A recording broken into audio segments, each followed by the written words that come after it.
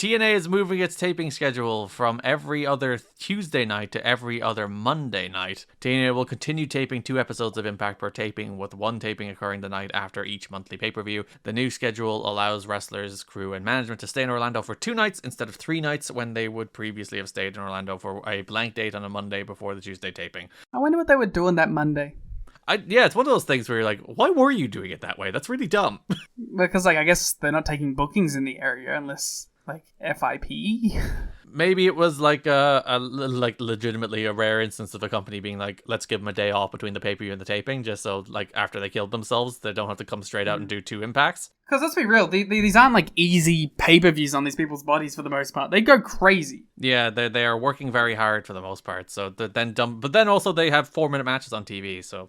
But they do 7 of them. That's also true. Conan missed the 410 tapings. Conan blamed himself completely for the no-show, saying he thought the tapings were the day after, since they had always been on Tuesdays. Do you think that was genuine? Or do you think he's like I can get away with this. Like I can get my Monday off and be like, oh shit, I thought it was today. I thought it was tomorrow. Shit, sorry guys. It is the one where he's like, fuck yeah, I have a bit of plausible deniability here. I don't have to go to work. I've done that exact same thing legitimately. Oh, please tell me. I've had a shift on a Monday and slept through it completely. And then been like, I thought it was tomorrow. Oh, but you didn't have the excuse of the shift being moved? Well, it's shift work. It moves every week. Yeah. So I was like, legitimately, I had that exact experience at my last job, or my job before that, where I slept through my whole morning shift and then rang them and I was like, I truly thought it was tomorrow. So you're saying anybody that does a shift work job, they can do this every week because it moves.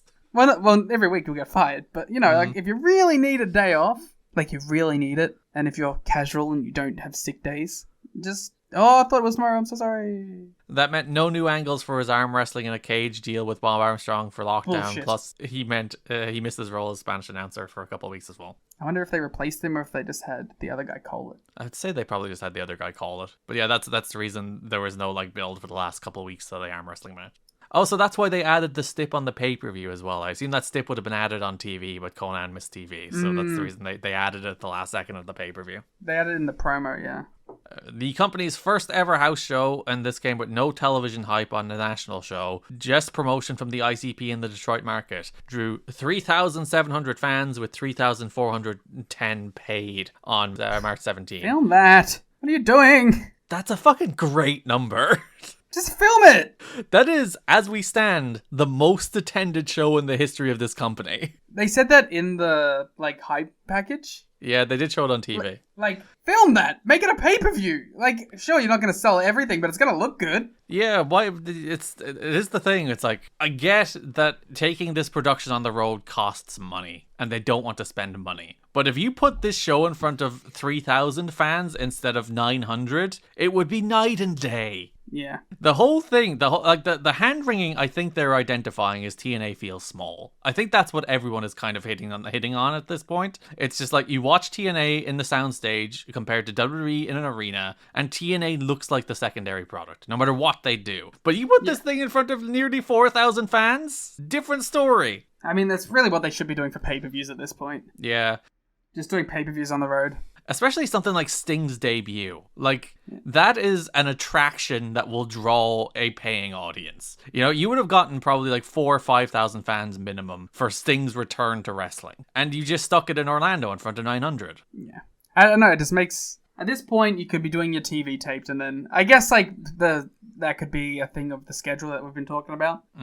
It's really easy to get them all in on the one day for the pay-per-view and then film it the next week. I think it'd be really good for perception. Yeah, because it's all costs. Because even if you did the pay-per-view in, say, I don't know, wherever, in Detroit, and then you have to fly everybody down to Orlando to do TV, that's another cost. Or you'd have to do a second night in Detroit where you would do it in either a smaller venue and draw a worse crowd. So you have to think about that kind of stuff. So I think it's just hard. I think they couldn't be arsed. It's just easier easier just to do it all in Orlando and cheaper just to do it all in Orlando, which is what it ultimately comes down to. Yeah. Well, that's what like TNA does now, right? It's they do the big show, they tape the next day in the same building. Which can be tough sometimes. Yeah. Both from having the same crowd and obviously trying to draw on 2 nights. That's a difficulty. Yeah, no. It's an interesting, it's not a bad dilemma to have, I guess. To say like, oh no, we're drawing 3,000 somewhere else. But that's a really good crowd. Yeah. That's a Dynamite would be fucking popping off party poppers for that. Reports are strong as several matches are said to have been pay-per-view quality, particularly the Styles Joe match. The show was a success as they were hoping to get 3,000 from the start, and it appeared more came to see TNA than came to see the ICP. So they were TNA fans, not just the ICP people showing up. That is the Insane Clown Posse, for those who do not know. Full results, Shark Boy beat Simon Diamond. See, we need to find this show. Chris Sabin beat Alex Shelley. Our close friends, the ICP, beat Team Canada. Why they are close friends? You admitted to loving the ICP when they were here in 2003, so don't you back down. I don't think they're close friends. You were like, I'm a juggalo. I also think that Violent Joe is super cancelled now. God damn it. Bobby Roode beat Jerry Lynn. Sabu beat Abyss in a street fight. Rhino beat A1. And Joe beat Styles in a match that was announced for Impact, apparently, but it didn't air. I guess some of it aired. I guess that's maybe what they said, that some of this will air on Impact. AMW beat the Naturals, and then Christian beat Jarrett. Yeah. I mean, I want to watch that show. A solid enough show, especially in front of nearly 4,000 people. Yeah. Big crowds are a big bonus to watching wrestling shows, in my opinion. It is in the CompuWare Arena in Plymouth, Michigan, which is ultimately where hosts Bound for Glory this year. So that's the long-term build there. They're like, oh, good number, good building, let's do Bound for Glory there. Yeah, that makes sense. TNA plans to strongly pursue holding several pay-per-views outside of Orlando, Florida later this year, realizing well, shit, guys. I just had a whole thing about this. You couldn't have said it earlier?